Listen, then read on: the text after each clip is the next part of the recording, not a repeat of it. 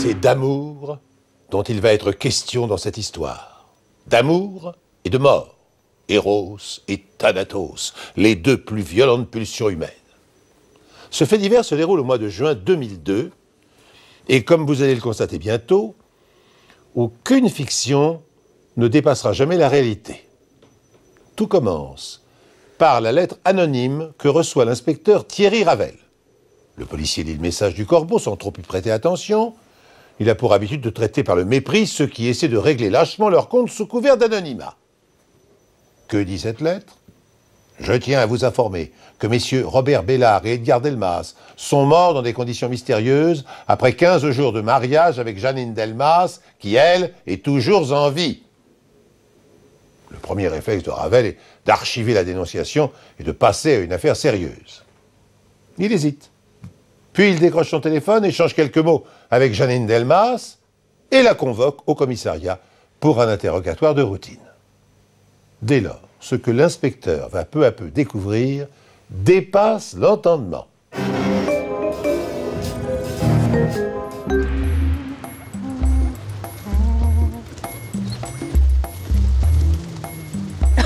Oh, j'étais furieuse. Et alors là, je ne me suis pas privée de lui dire, hein, parce que vraiment, convoquer une femme comme moi de 65 ans, il aurait pu me téléphoner, il aurait pu venir me voir. Mais non, il me fait venir là-bas au commissariat. Et alors attendez, le pire, c'est que quand je suis arrivée là-bas, ce pauvre garçon, il savait même pas pourquoi j'étais là. Il cherchait dans ses papiers, il n'a rien pu trouver. Je sais pas pourquoi j'étais là, et puis lui non plus. Plus j'ai regardé, plus je trouvais le personnage fascinant. Comme une espèce d'attraction, si vous voyez. Et puis, je ne vais plus la laisser partir. Même si c'était pas la louve à laquelle je m'attendais. En fait, il fallait que je lui pose des questions. Et c'est là où je me souviens qu'au plus profond de moi, il y avait une petite voix qui me disait « Méfie-toi. Méfie-toi de cette femme. » Quelle âne! Bien sûr que mes maris sont morts à 73 ans. Mais c'était pas une coïncidence, comme il disait. C'était normal. Il y a plein d'hommes qui meurent à l'âge de 73 ans. Et puis elle me tend les actes de décès, que bizarrement, elle a toujours dans son sac. Surprise, la lettre anonyme mentionnait 2 décès. Et elle me tend 3 actes. Elle me dit j'étais marié 3 fois, monsieur. Elle est extraordinaire. Mais bon. Oh, c'est que je commençais à en avoir marre, moi. De quoi il est mort, votre premier mari, il me disait? Non, mais c'est ça. Accusez-moi de l'avoir tué pendant que vous y êtes. Ah, vous avez reçu une lettre anonyme. Oh, il savait plus où se mettre, le pauvre garçon. Oui, c'était ça, une lettre anonyme. Et pourquoi? Parce qu'à 65 ans, je me refusais à mettre une croix sur ma vie sentimentale. Ah, les gens vraiment sont bizarres. Quand on a passé 60 ans, une vieille dame doit rester dans son salon, à tricoter, faire du crochet, regarder la télévision, ou alors être entièrement disponible pour ses petits-enfants. Eh ben non, pas moi.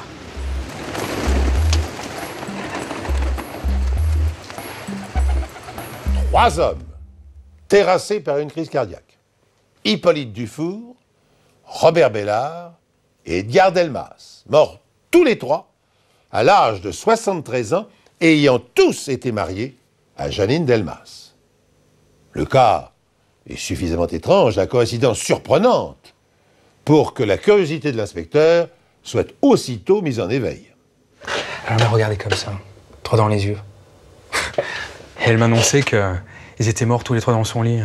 Je dis, fini là, le petit cliché de la petite mamie et son chien qui le ferait pas mal une mouche. Alors là, mis de côté. Mais je me souviens.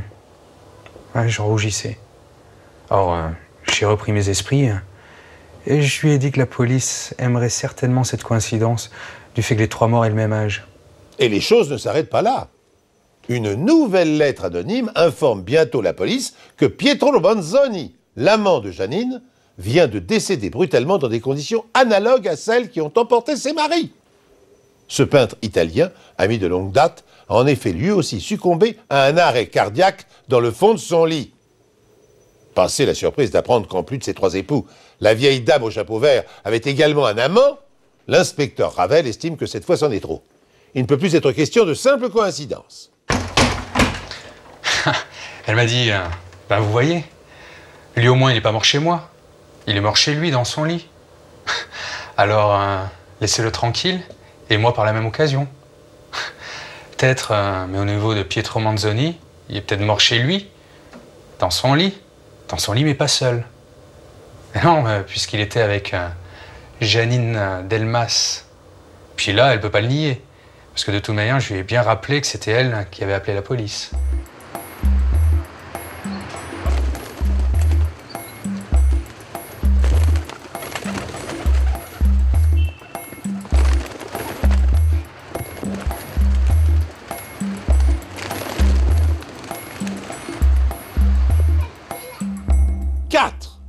Janine Delmas a-t-elle fait passer 4 hommes de vie à trépas? Mangeuse d'hommes, veuve noire cynique. Le policier est dubitatif. Après avoir reçu les rapports du médecin légiste, Ravel demande une autopsie. Le corps humain renferme bien du phosphore en permanence, mais il ne s'agit pas du même. Et celui-là s'élimine, je dirais naturellement, en tout cas sans problème, par la présence du calcium. Mais quand il s'agit du phosphore officinal, c'est-à-dire le phosphore blanc, qui sert notamment à empoisonner les rats, celui-là ne peut pas s'éliminer du corps, d'où le fait qu'il soit très dangereux. Et il y en avait effectivement dans les 4 corps. Mais ce n'est pas à moi de tirer des conclusions, vous comprenez. Ma fonction est simplement d'apporter le maximum d'informations susceptibles de faire avancer l'enquête. L'inspecteur Ravel en tire une hypothèse. Simone serait-elle une empoisonneuse? Alors là, c'était terrible. J'ai commencé à avoir peur. Il y avait une machination quelconque, c'était pas possible.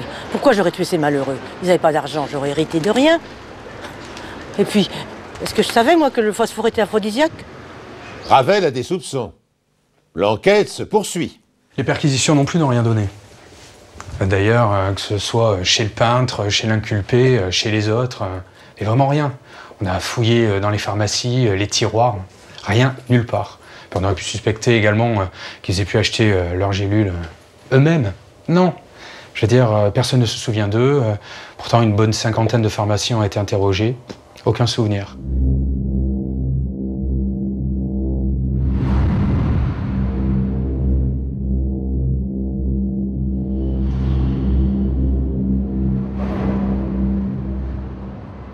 Les pharmaciens, quand même, ils sourient. Lorsqu'on achète ce type de produit, on a quand même une souvenance plus ou moins du client. Rien. On pataugeait. Au bout de plusieurs mois, Simone est inculpée de meurtre. Commence alors un étrange procès. C'était assez étonnant. Quels que soient les arguments qui étaient avancés, on avait du mal à y croire. Criminel vénal, vie sexuelle débridée, et toujours devant nous cette dame pétillante.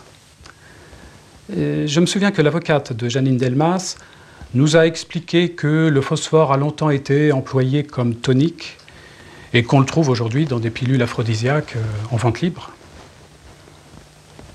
Ces messieurs auraient peut-être voulu redonner un semblant de vigueur à leur lune de miel. Pour les 2 derniers maris, pourquoi pas? Mais pour le premier, après 40 ans de mariage, difficile de croire qu'il ait eu encore à faire ses preuves. Et même chose pour le peintre.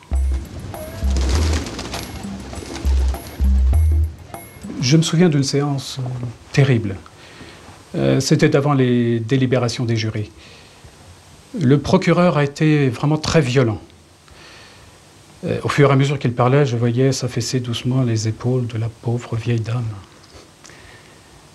Sa première hypothèse était qu'elle avait délibérément empoisonné les 4 hommes pour un motif assez aléatoire, la maladie du mariage, puisqu'il ne s'agissait pas d'argent. Sa seconde hypothèse, ça a été un choc.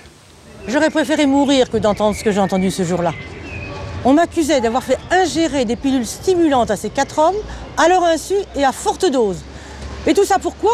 Pour me prouver que j'étais encore une femme séduisante et désirable.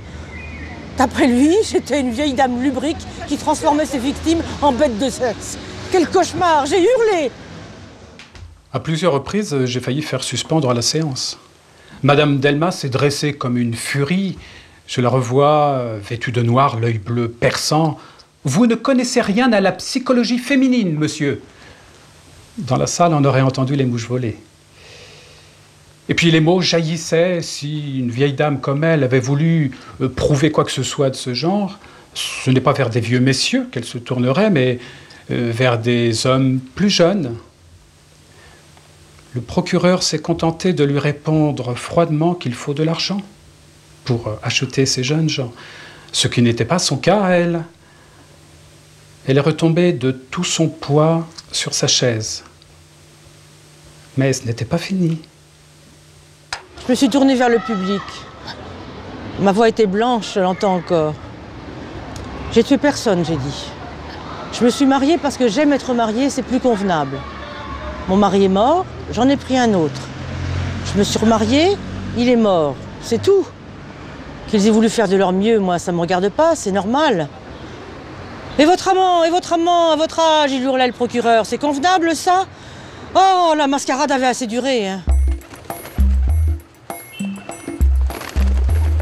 Calmement, je l'ai regardé droit dans les yeux. Et à votre âge, monsieur le procureur, vous avez renoncé à vivre? Il n'y a que les hommes qui ont le droit d'aimer après la retraite? Est-ce que vous leur faites un procès à ces hommes en cheveux blancs qui se remarient? Non, parce que vous savez très bien que c'est vous que vous condamneriez. Vous faites de l'antiféminisme primaire, mon garçon. C'est tout. Ce cri du cœur, lancé à travers le tribunal par la bouillante Madame Delmas, convainc les jurés de son innocence.